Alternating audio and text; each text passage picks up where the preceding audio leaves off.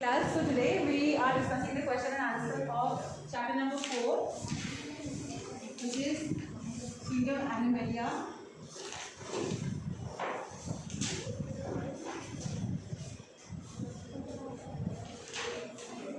Okay. So we will be doing the questions from the exercise which is given in the back of your chapter. Okay. So what is the first question? Have you all gone through the chapter? No. You all have done your third chapter's question and answers? I brought your notebooks as well today. Every one of you? Yes. Rahul and Kanshu? We'll see in the next week, okay? So what are the difficulties that you would face in the classification of animals if common fundamental features are not taken in an account? So what are these fundamental features? They are talking about the parameters which we have studied during all these phylums, that how they are differentiated from each other.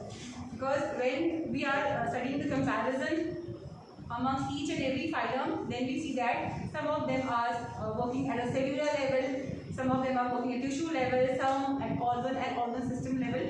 The question is, what are the difficulties that you would face in classification of animals if common fundamental features are not taken in an account? Then what would happen? Then what do? We would only classify them by seeing the external features.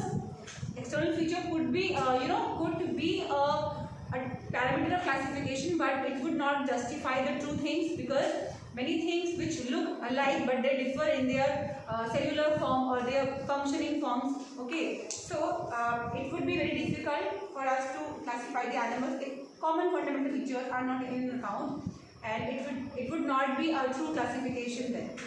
Okay, write in your own words. You can take the help of other things also. If you are given a specimen, what are the steps that would you follow to classify it? If you have been given a specimen, okay, specimen, what is that? In that you will have a jar, okay, or a sample of any organism which will be almost dead there. It will be stored in a chemical, and then you have to look at it and you have to classify. You have to identify what is this. Because when we study about the organisms, we study about their external features as well. How do their body looks like? What are their symmetry and all? So we will look into that, and we will be able to identify whether it's the organism or which phylum. What is that, male or a female? Also, if it is dioecious, then we can also identify between a male and a female. Example: Ascaris. A male is a smaller and a female is a longer one. So by looking, we will look at the external features to identify. Okay, so how useful is the study of nature of body cavity and coelom in the classification of animals? How useful is that? I think by now everyone would be clear with this coelom and these layers, which is diploblastic and triploblastic. All of you are familiar with that, I think, and there is no confusion in that. Okay, so it is very useful, number one, because the organisms which do not have coelom do not have a true body cavity. So what is this body cavity actually? It is the cavity between our dorsal region and our abdomen region or our digestive tract. So those who have coelom, they have opportunity to have a digestive tract. Otherwise, if they don't have any coelom, they don't have any digestive organs. So that is the body cavity between the dorsal area and the digestive tract or our gut area. So that is the cavity. So if it is present, the organism will be of a very advanced organism. It could have organ system level in it. So for coelom, it has to have 3 germ layers, which is endoderm, ectoderm and mesoderm. Okay, and then mesoderm will give rise to this cavity called coelom, which is seen in the higher organisms or the higher organisms of the higher phylum of the animal kingdom. So that is a very important feature. Okay, which organisms do not have coelom? My question to you people: which organisms, which phylum do not have coelom? Yes, Aciniomate, then Ctenophora or Nidaria, same thing. Then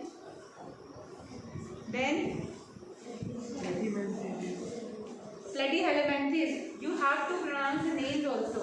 Okay, Ctenophora, Coelenterata and Adalia are same. Okay, so Platyhelminthes also do not have any coelom. Okay, Aschelhelminthes also do not have coelom, but they have a pseudocoelom. Okay, so acoelomate are these three phylums. Okay, you have to remember names also and learn to pronounce them. Okay, you have read them in class 9 as well. So I think you should be familiar with their names. So next is distinguish between intracellular and extracellular digestion. Intracellular and extracellular digestion. So when the digestion occurs in the organ, but it is not in the organ system level, so it's just in the cellular level, so that is intracellular digestion. Okay, and extracellular means, okay, those cells are digesting the thing and then they are having a proper alimentary canal, a digestive tract, so it's an extracellular digestion. That's it. Then next question is, what is the difference between direct and indirect development? Okay, so the direct development means when the young ones are formed, sometimes the organisms are oviparous and sometimes they are viviparous.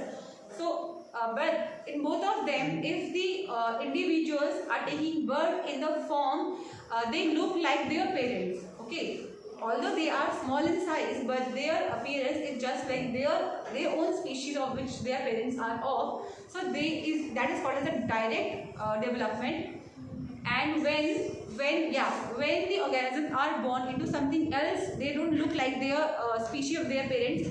So they are in the larval stage. It is called indirect this development. So from that they will develop into their parents. They will have a metamorphosis, transformation of their their looks. So that is different. Like a frog undergoes a indirect development and fishes undergoes direct development. Example. So what are the peculiar features that you find in parasitic Platyhelminthes? Peculiar features. Platyhelminthes, yes.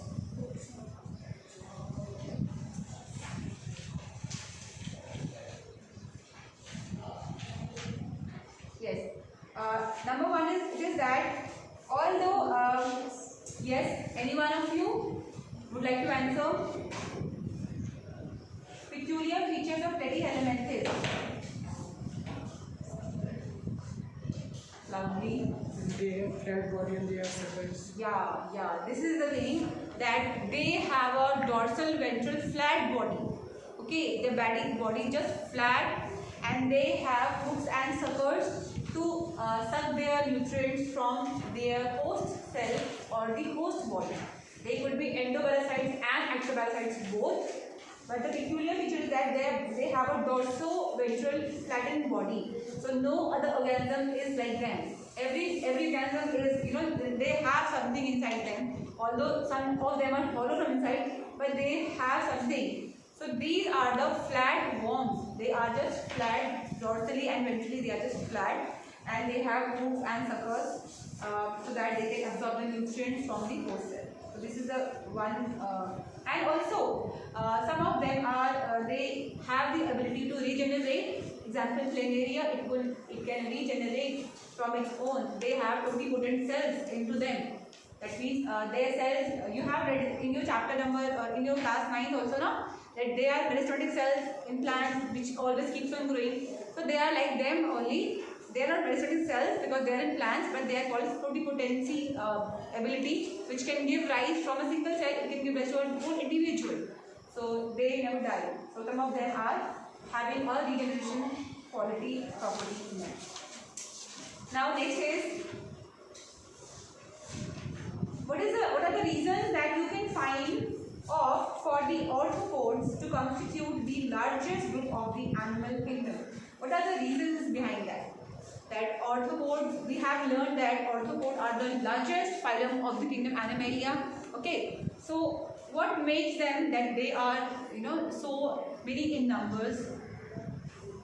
Actually, their body cover is made up of chitin, which is really hard, which makes them little adaptable to survive in the environment, in hot or cold environment. So they survive very well. and then they are little advanced also, so there are more chances that they will form new species of them. So many species have been developed because every individual evolve, है ना? So there are more and more species have been developed, and they also do not die. They die, they have a shorter lifespan, but their species do not get extinct very quickly. So because new species are forming, and the species which were primitive species also are there, so that means their species have become so large. That's why they cover the most species of the kingdom Animalia are from this phylum. It could be the reason that they are adaptable to the environment, so they don't die. All of them don't die at one time, so their species survives. That's why we have so many species of these organisms called Orthopoda, and they are found everywhere, like on land also, they are marine also, everywhere. So when a species is restricted to a marine life, so they have to be in only marine, and here we have terrestrial also. They are found land, in water also, everywhere. So that is, they are a largest phylum of the kingdom Animalia. You can add upon your own ideas also. Now next is, water vascular system is the characteristic of which group of the following? Okay, so Porifera, Ctenophora, Echinodermata or Chordata. I think it's very easy, like Echinodermata. And now why? Because they have a water vascular system which helps in what? Locomotion. Yes. Other than respiration and digestion, it also helps in locomotion. Okay. Yes. So all vertebrates are chordates, but all chordates are not vertebrates. Justify the statement. Yes, this we discussed yesterday also. Since I discussed this in class, I want Rahul to answer this. And then after this, Priyanshu, get ready for the answer, if Rahul is not able to answer properly.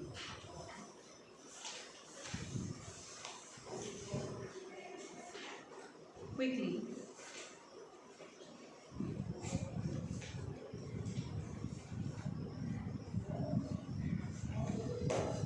I repeat the question. All vertebrates are chordates, but all chordates are not vertebrates. That means vertebrates are definitely chordates. Okay. Vertebrates come into the phylum of chordates, but all chordates cannot be called as vertebrates. That means the organisms which comes under the phylum chordates cannot be put into the subphylum of vertebrates. That means they has a different subphylum. They are chordates, and then they are vertebrates and non-vertebrates. Half of the answer is given already by me. Rahul, can you want to add up? Okay, Rahul, sit down. Please have a reading of the chapter when you go home. At least you can have a reading. Priyanshu?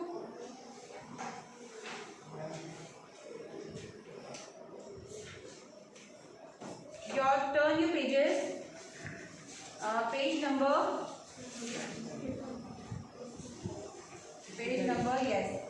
55, yes, it is there. Okay. You can also look table number 4.1, which differentiate between a chordate and non-chordate. We don't have the table. I will give you a table which differentiate between vertebrates and non-vertebrates. We don't have in our NCERT book. That table would be helpful, which will differentiate between vertebrates and non-vertebrates. Okay. So since we know that these chordates have been divided into subphylum, there are three subphylum, which is called as urochordates, then cephalochordates and vertebrates.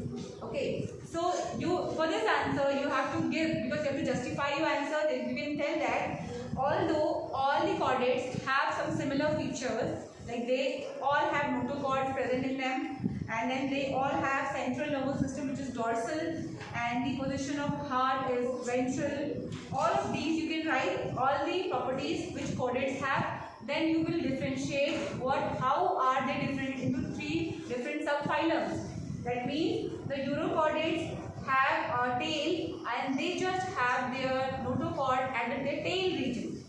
Okay, then the cephalochordates have a notochord which is from their head to tail, but they are cartilaginous. But in the vertebrates, the notochord is present in the embryonic stage, but at the later stage, it developed into a spinal cord. Okay, which is called as a vertebra column. So they have a vertebra column. That's why they are called as vertebrates. So because all the vertebrates are from the phylum Chordates, that's why we can call all the vertebrates as chordates. But all the chordates do not have vertebra column. That's why they are not, all chordates are not vertebrates. Clear? So you have to write your own answer, that is not given in the NCERT. But I think that's clear. Priyanshu, sit down. Okay. So the next question is, how important is the presence of air bladders in Pisces? So Pisces, okay, Aanchal, Pisces come under which subphylum?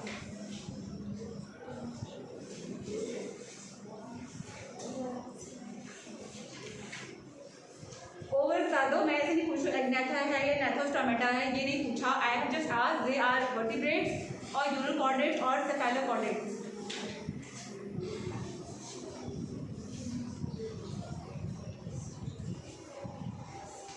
We have a very few species of urochordates and cephalochordates. Okay, a handful of species, just a few. And in our syllabus, we do not have much description of urochordates and cephalochordates, but then we have a lot of other superclasses and classes in this vertebrates, subphylum vertebrates. Okay, so Pisces come under the vertebrates. Vertebrates again, they are super classified. Super classes also there. One is Agnatha, Scodium, jawless, and the other one is Gnathostomata, which are having jaws. इसमें भी फिर दो अलग अलग हमने class करी हैं. Okay, which is Pisces and Tetrapoda. Pisces do not have any legs, but they can move from one place to another because of their fins, and Tetrapoda have their legs. Sit down, Aanchal. Okay, so question was, how important is the presence of air bladder in this Pisces? Now all the Pisces do not have air bladders. And now again we have two classes we have. One is chondric thighs and the other one is ostick thighs. Okay, so chondric thighs do not have air bladder, so because of that they have to swing all the time. Okay, but these ostick thighs have air bladders which helps them to maintain the water buoyancy, and then they can float on the water even when they don't swim. Air bladder की ज़रूरत पड़ती है. ठीक है, so that is the main use of the air bladder. Okay, which can keep them floating in the water even when they are not swimming. Okay, so what are the modifications that are observed in birds that help them fly? Number one, they have wings. They have adaptation that their forelimbs are converted or evolved into wings, that from there they can fly.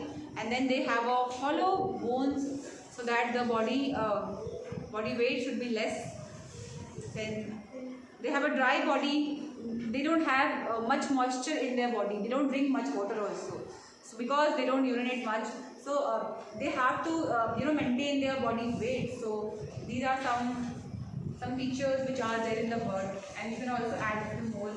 So majorly यही है क्योंकि wings होते हैं and they have a hollow bones. Bony structure जो है वो hollow है. Okay. Could the number of eggs or young ones produced by an oviparous and viviparous mother be equal? Why? Oviparous mothers means the mothers, the females which will lay eggs, and viviparous the mothers which will give birth to the young ones. Okay. So the question is, could the number of eggs or young ones produced by an oviparous and viviparous mother be equal? It can be equal, or why?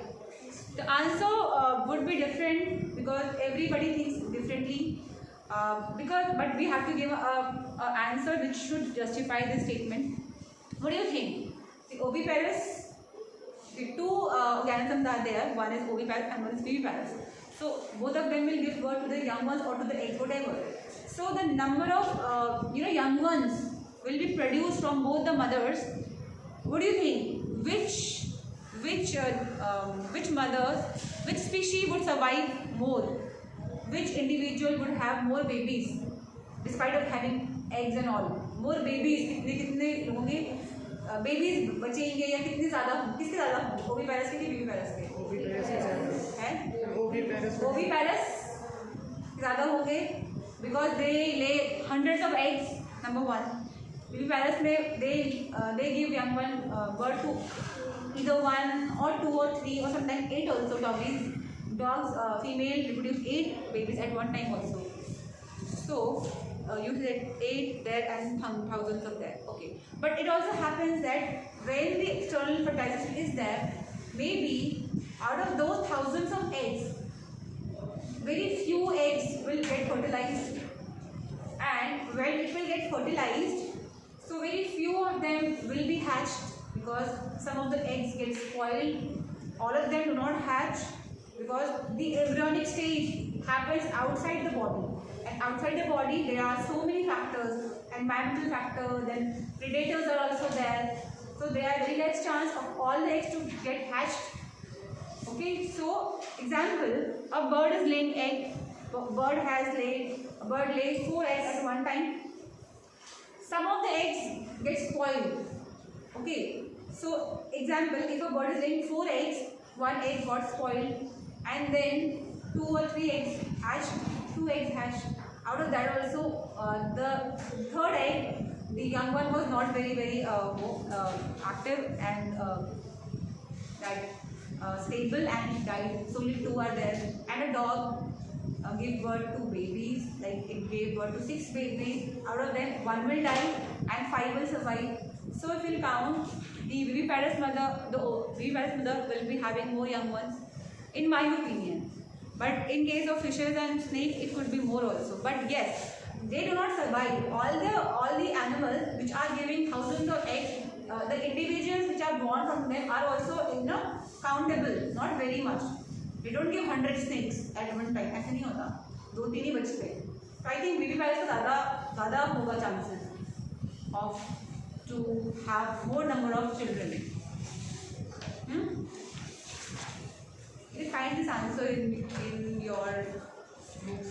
From where you find your answer? देखिए मैं इसका answer एक बार क्या answer है? मुझे लगता है कि viviparous होना चाहिए. Now, next is segmentation in the body is first observed in which of the following? Segmentation. Yes. Annelids. Yes. Example, earthworm. ठीक है. These arthropoda also have segmentation, but first observed पूछा है. So first it is observed in annelids, यानी कि annelids में क्या होता है? Body sections होती है segmentation के, which help them in locomotion. और साथ में yes, they serve in many other things. Now match the following. Operculum. Okay, operculum याद है कहाँ पढ़ा था? Operculum gills के cover होते हैं ostrich thighs. Yes, ostrich thighs में operculum होते हैं. They are the gill covers of the gills. Then parapodia are the feet. A kind of a parapodia are not pseudopodia, but they are parapodia. मतलब a kind of a feet, but mini feet. ठीक है, which helps in locomotion. They are found in what? Annelids. ठीक है, annelids. Some of them will have parapodia, not all of them. Now scales. Scales are found in reptiles. Yes, reptiles, reptilia, very good. Palm plates. Palm plates याद है? Palm plates किसमें होती थी? Jellyfishes में palm plates होती हैं. If you remember turn pages, palm plates were there in the jellyfishes. Yes. They also yes. Okay. Yes.